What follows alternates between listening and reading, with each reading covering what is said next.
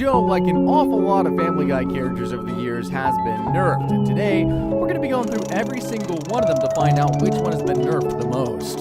And to kick us off, it's the fat man himself, Peter Griffin. I know exactly what you guys are thinking. I'm pretty sure Pete has changed in a big way over the years, and you'd be right, he sure has, but has he been nerfed?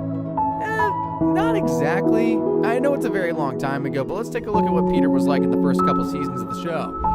Really hard for me to say, but, What is it, Peter? You're getting kind of fat. What? It's not healthy.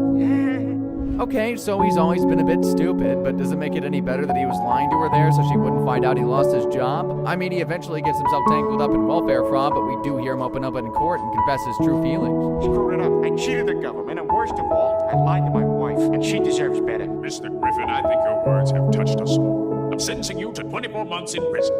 Oh, no. Let's compare that to how he treats Lois a little later on in the show, shall we?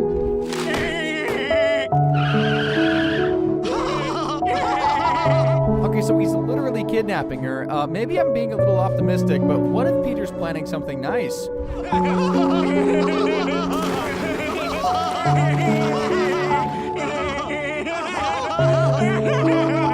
I was wrong to be optimistic. Peter's relationship with Lois goes from loving to totally sour and loveless as the years go by, and that kind of goes for the other Griffins as well. Like, look how sweet he is here with Meg. Daddy, you must think I'm the worst daughter ever. Oh, no, you're not, honey. What about that fat girl from the Judds?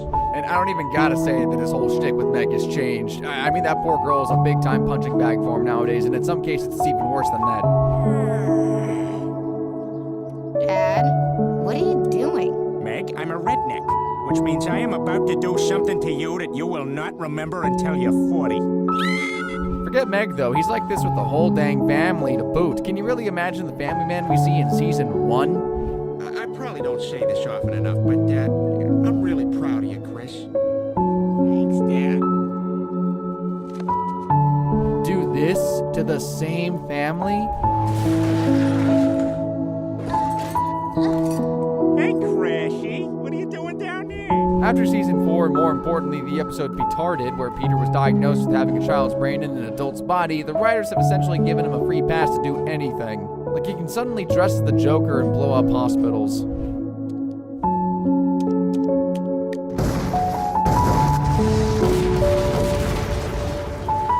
He can beat up little kids for literally no reason other than to save himself a 15-second walk. Only way, guys.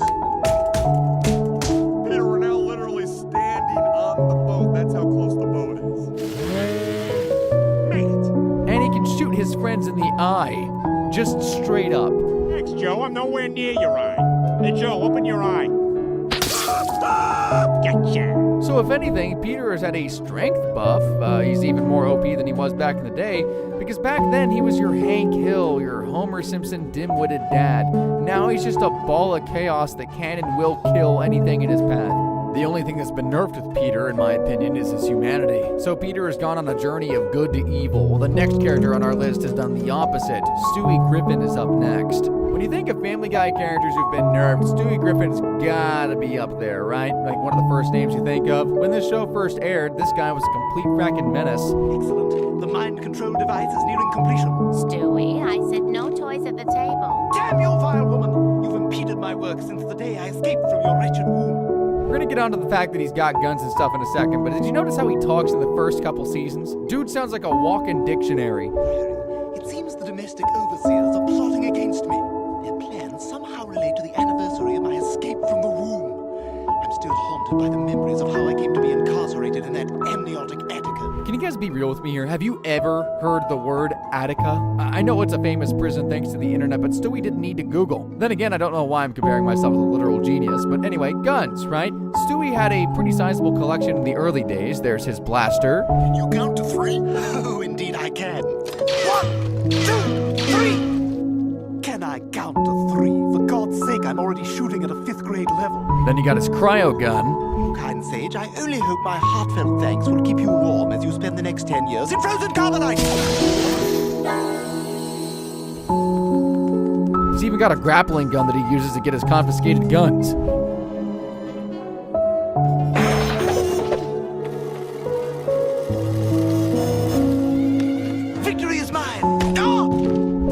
stop at guns either. He puts together a pretty interesting collection of inventions like the mind control device he uses on Chris in season 2. Voice test. I'm Chris.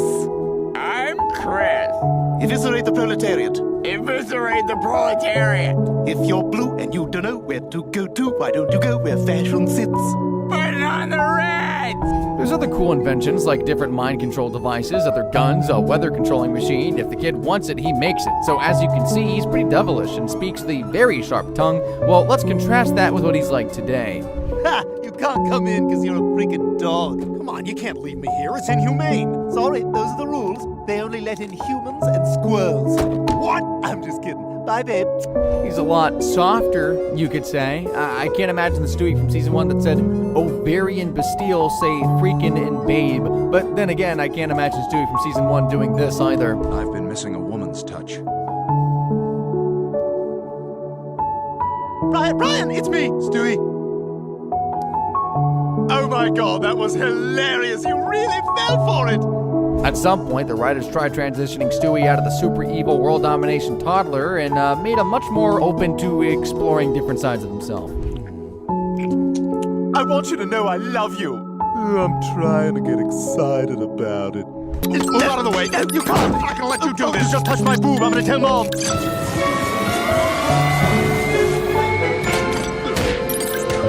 Or his pregnancy machine that he uses on himself.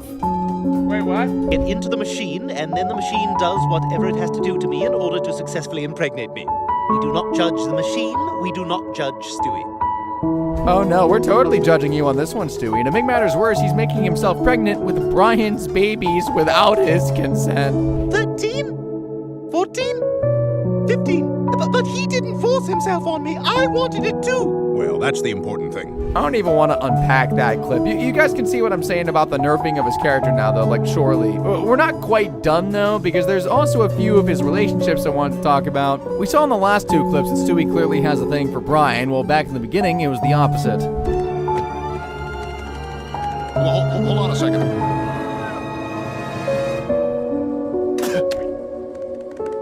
Airport, please.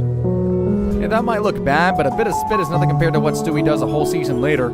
Yeah, that's what happens, man. Oh my god. Yeah, that's what happens. Where's the money? You gonna give me my money? Where's my money, man? Where's the money? It's the same deal with Lois, too. In the beginning, Stewie hated her, to the point he tried killing her multiple times. Exactly. Wow, Peter's been very preoccupied with work lately. I guess Stewie's been missing his father. Thank you for letting me know. Damn, she moved. He even builds a super drill hoping to take her out.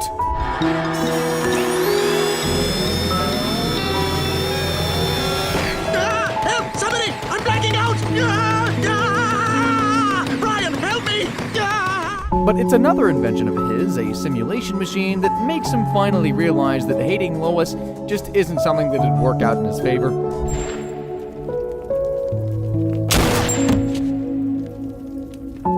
It's just been revoked. So in all aspects, Stewie's been seriously nerfed. I think, like I said earlier, it's not a bad decision. Stewie now is arguably a more rounded out character, but he is less powerful too. Sure, he can still build a mean machine, but he's gonna do it because he wants to be like Lady Gaga instead of going Gaga with power. But in my opinion, I think the changes are for the best. Like, I personally prefer this Stewie over the old one. Evil, megalomaniacal, whatever the frick, evil baby has gotten pretty old. Now, while Stewie was pretty obviously going to be one of the stronger cases on our list, the next resident in Spooner Street might have slipped under your radar.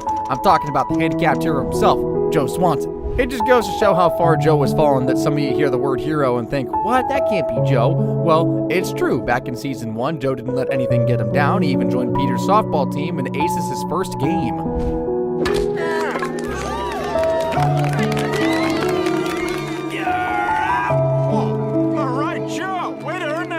Space. After that performance, we're also shown how Joe ended up in his chair. He got injured while on the job with Quahog's police.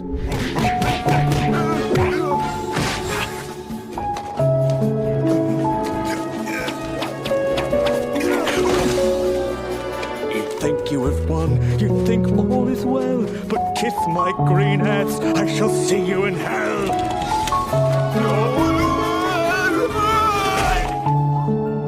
Even Even a couple of seasons later, Joe was a tip-top cop who never let his disability get in the way of catching bad guys.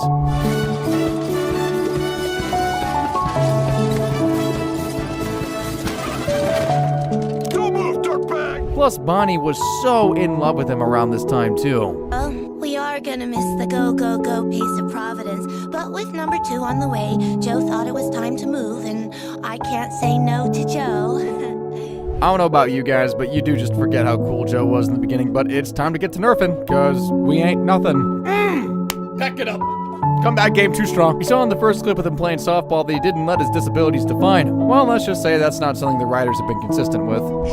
I got her hospital bill this morning. How bad is it? It's $20,000. Oh my god, where are we gonna get that kind of money? I don't know, but we gotta figure that out soon. If you thought that nerfed Joe, well, remember that big heroic backstory he had going on with that fella on the roof? Well, they decided to pull the old switcheroo and change the story of how he got disabled, and boy, is it way more tragic. Spend the rest of your life as a lame gimp with an annoying voiced wife. He'd met Bonnie. He botched an undercover mission and got his own legs blown to pieces. I mean, other than allowing the writers to poke even more fun at him, why they need to do that? At least they're consistent from here on out, though, because when we see Joe nowadays and anything to do with being a cop shows up, he's suddenly the worst cop of all time or something. Like listen to this. What the hell? Like I said, you're going to jail. Oh my god, Joe, that was so close! How'd you know the gun would jam? It didn't jam, Peter. The gun was never loaded. Sort of had a mental breakdown in April. No more bullets for this guy. Is that really the same guy you saw earlier chasing criminals down in his chair or busting a gut to get someone out in softball? Oh, and the icing on Joe's pathetic cake is how Bonnie sees him nowadays. She wants him dead. Like the woman has been feeding him bits of broken glass for years. Joe, what is Bonnie's favorite food? Well, she must like ground glass because I keep finding it in my food. Cleveland. Actually, it's done worse than that. Check out this thing Bonnie did with a perfect way to kill Joe baked in. Yeah, I still don't get why you want to see this house. The foundation is totally out of whack. I mean, the whole house is slanting down to that cliff over there. Uh-huh. Can you open the sliding door?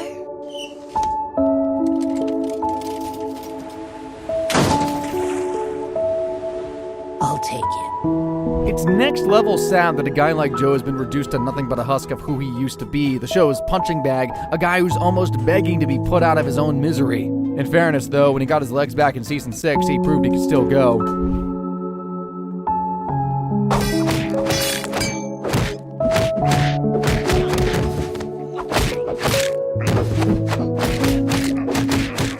Although that's a little bit insulting considering the fact that Joe's character was about someone who was still a beast even though he was handicapped. But either way, this is one of the biggest nerfs in the show's history, mainly because most people don't even remember him when he was an all-out action hero. Spooner Street is the place to be if you want to be nerfed, it seems, and the next person to feel the nosedive in character quality is Chris. Well, I guess that depends on what you mean by quality, because back in the beginning, the Griffin's middle child was, well, dumb.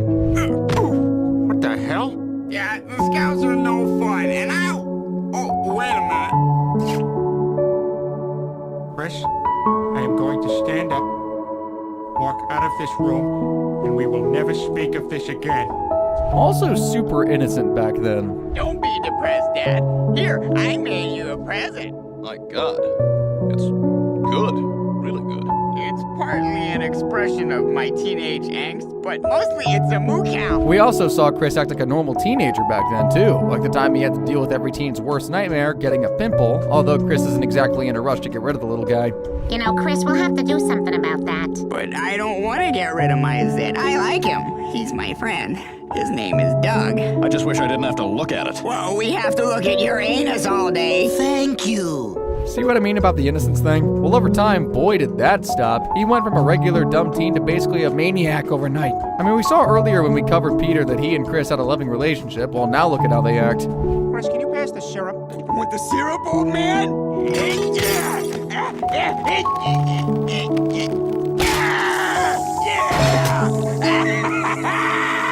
It's not just his dad that he's unhinged with, too. Do you guys remember the time he made Brian eat his chewed food in some weird power play? Don't do that.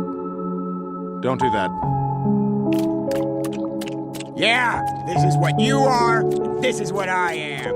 On top of being a psychopath, Chris is also obsessed with being the biggest creep around. No girls go near him, but as soon as they do, he starts to get handsy.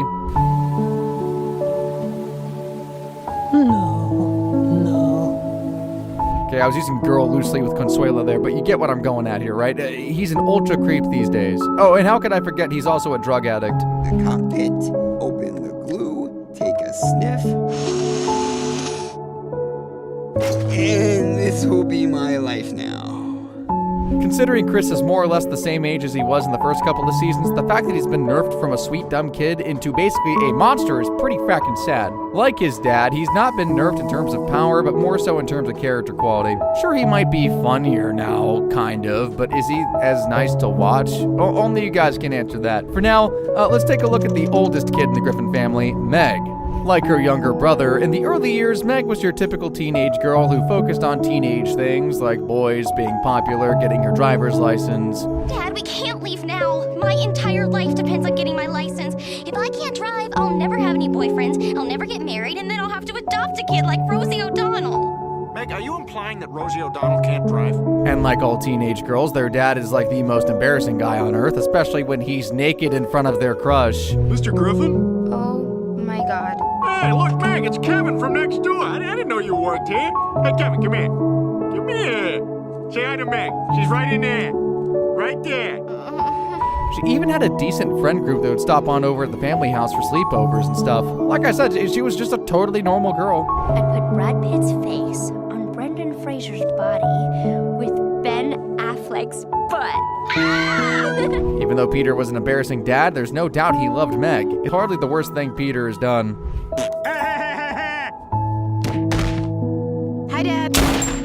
Nothing like shooting your daughter for, let me check my notes here. Oh yeah, no reason. Plus, the friendship side of things is completely plummeted. This is how Meg is viewed now by literally everyone in Quahog. Kind of a loner psychopath. What does this mean? Oh, this woman is clearly a spurned lover who's planning to kill Mom. Ah, thank you. Yeah! You're a good dog, Meg. Yeah! So we've seen her entire character basically get assassinated over the course of 6 or 7 seasons. Even when she's not being used as a punching bag, she's also taken a page out of Chris's playbook and becomes a total psycho. We're gonna have fun tonight. Good, old-fashioned, all-American fun. Listen, Meg, I'm not gonna lie to you here. I'm a little uncomfortable. Hey, if you thought Brian had it bad, check out what Meg does to Connie D'Amico.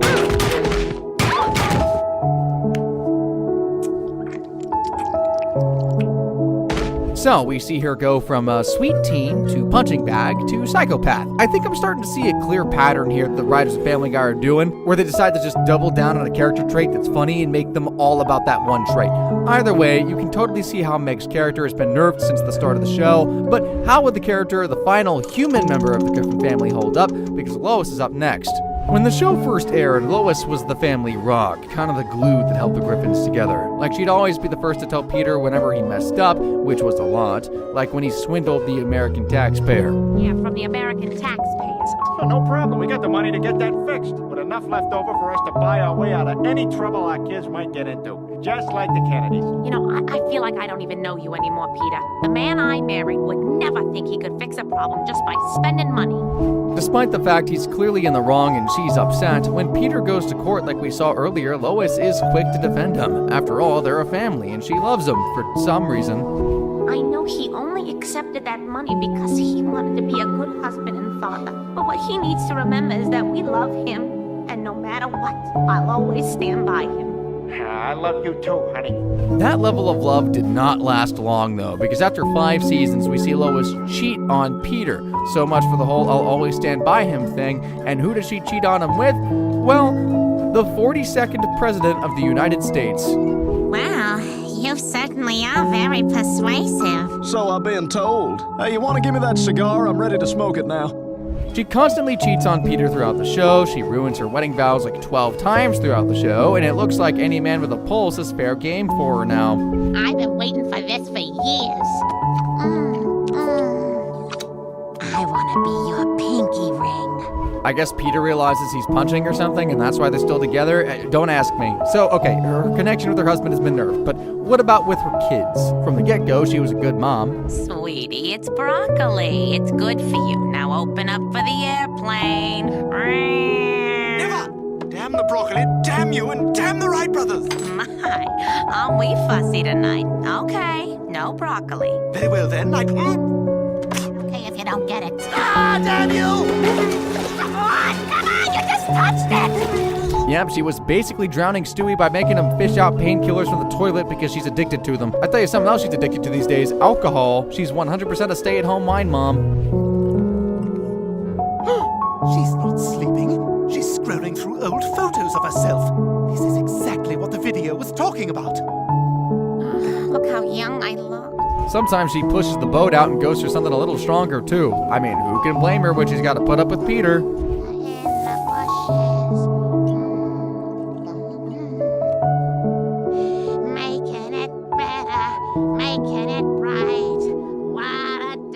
Like I said, she becomes addicted to the stuff. It starts to affect her day-to-day life and how good of a mom she is. That belly. Stop it! I'm gonna give you a flubber belly. Pork belly's the way.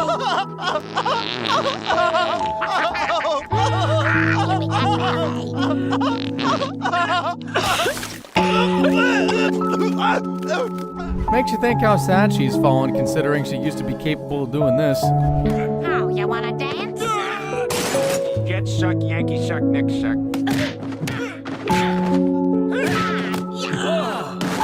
What happened? Well, I guess years of living in Spooner Street happened. Still, considering she was not only a top mom and a super strong martial artist, the fact that she's just a stereotypical suburban mom with a substance problem is pretty sad now.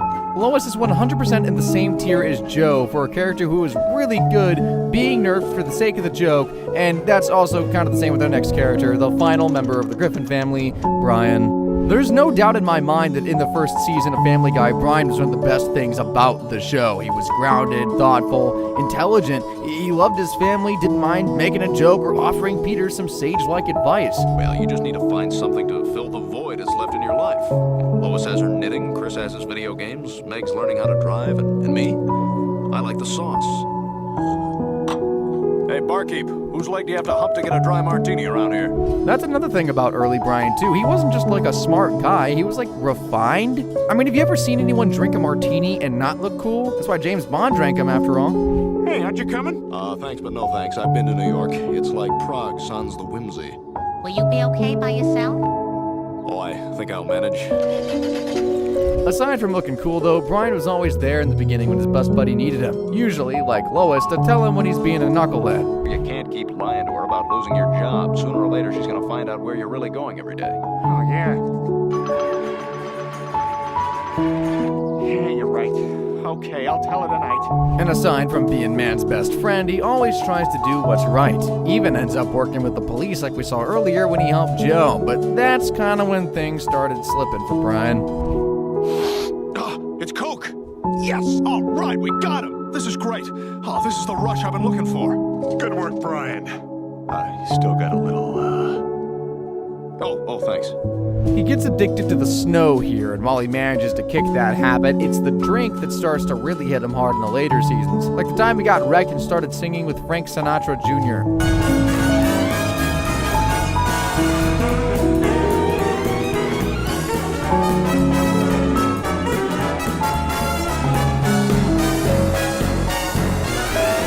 Or when he got smashed at the Brass Monkey and had Stewie come pick him up. Okay, I'm okay. You good? Yeah, sorry for a second. Ah, no, with the younger come, Brian! No, not on the seats! The cops! As he deals with some pretty rough alcoholism, Brian's brain seems to have rotted a bit over the years. Remember how smart he was back in the day? Well, that's been replaced now with him just trying to sound like he's the smartest guy in the room. Could happen, right? Which part? Oh, just all of it. You know, just the year. Are you saying the year 1984 could happen? Sense and sensibility. Very similar words. He's also just a stereotypical virtue-signaling liberal these days who just parrots anything that's said on the woke side of Twitter. I mean, he even acknowledges it himself. Just say, as the famed family liberal, I think this activism is great, Peter. Doesn't matter if it's me or, say, you who gets applauded for his progressive thinking, as long as the message is out there. Heck, the writers of the show acknowledge it too. Hi, Brian Griffin. They let me write some of the liberal jokes. How you liking them? good. Along with being all that groan-inducing sanctimony, Brian has his bad side too, because of course he doesn't take his own advice. The guy creepily tries to pick up girls all the time, even 15-year-olds. Hey, you know how Snapchat puts a fake dog tongue on you? How'd you like a real one? It's made even more weird when you realize that Brian is like 50-something in dog years. Not that it wasn't weird anyway, but like, to be honest, you do kind of get the feeling he's an old dude trying to act young. I mean, look at this. I beg to differ. I think I've got the lingo of today's lady down pat. Hey, might I Pinterest you in a drink .0?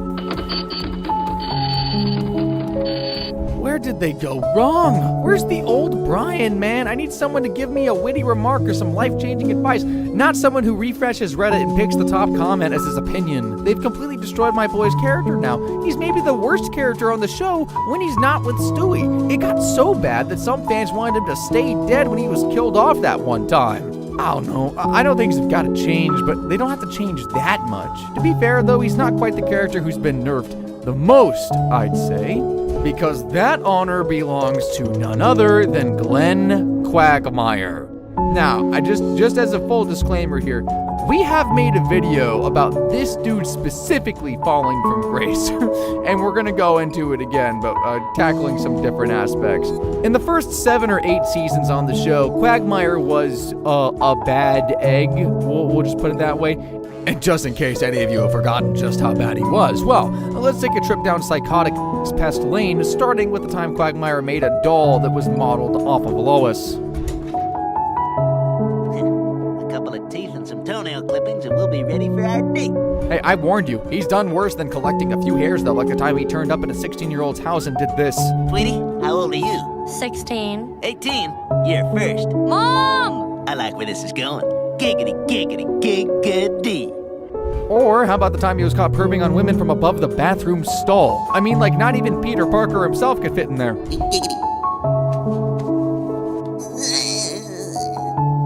you just sit down and go to the bathroom already? He tries to turn over a new leaf after the women of Quahog start getting annoyed with him, but when a woman has a heart attack while getting changed, he can't help but go back to being classic Quagmire. Oh my god, that one's having a heart attack!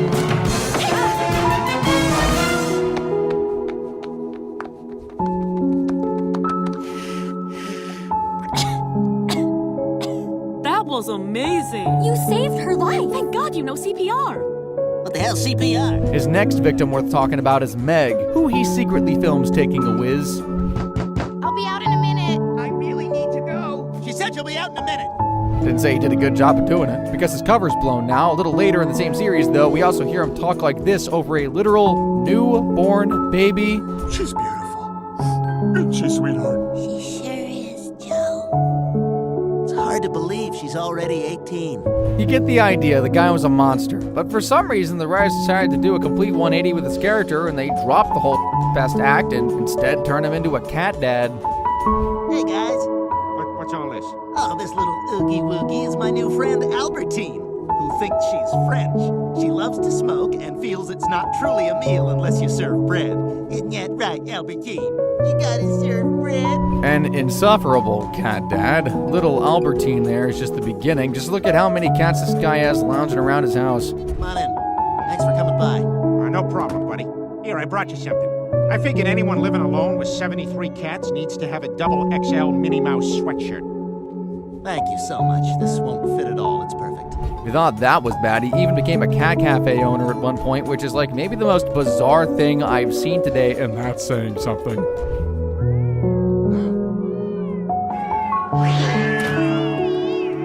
Hey, shut up!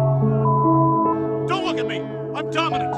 Ryan, what are you doing here? It does get closed down thanks to Brian, but maybe the most unlike Quagmire thing imaginable isn't that he'd be a cat cafe owner. It's that he'd have a stable relationship. And no, that doesn't mean with a horse. Hey, come on, I had to clarify. You know what this guy used to be like. Oh my God! Quagmire and the librarian? Yeah, she's human, over the age of 21, has dark hair, certainly not your typical Quagmire fling. Quagmire's mega into her too, which is a good thing. Until he gets quagmired by her. I'm asking her to make our relationship official. Well, why don't you just ask her now when she gets done kissing that other guy? What? She played boy, my boy Glenn at his own game. Dang, it's always the ones you least expect. Well, I'd expect it from Quagmire, but you get the point. So Glenn goes from serial womanizer and all-around pest to a cat dad who gets two-timed by librarians. Oh, how he's fallen. It's a fall from grace that not even the show itself can ignore. They just had to make nerfing him meta. I wonder if in the writer's room they got a bet going on to see how far they can push Quagmire to the other side of the spectrum after making him a psycho for like 10 seasons. They're certainly doing a good job at making him boring. Or normal. Yeah, we'll say normal. I mean, if you're gonna change his character, at least make it interesting.